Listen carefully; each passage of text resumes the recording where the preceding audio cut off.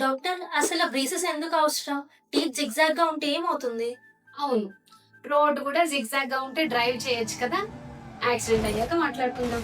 చూడండి, టీత్ స్ట్రెయిట్‌గా ఉండడం అనేది ఫ్యాషన్ కాదు. అది ఫంక్షన్. టీత్ ఇలా ఓవర్‌లాపింగ్‌గా ఉన్న, బ్యాక్‌వర్డ్స్, ఫ్రంట్‌వర్డ్స్ ఇలా రకరకాల పొజిషన్స్‌లో ఉండడం వల్ల ప్రాపర్‌గా క్లీనింగ్ జరగదు. అప్పుడేమవుతుంది?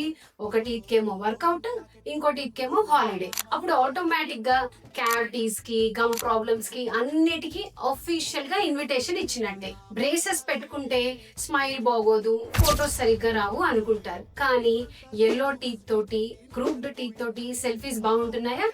లేదు కదా! కాన్ఫిడెన్స్ అనేది టీత్ ని హైడ్ చేయడం కాదు, కాన్ఫిడెంట్ గా స్మైల్ చేయగలగడం.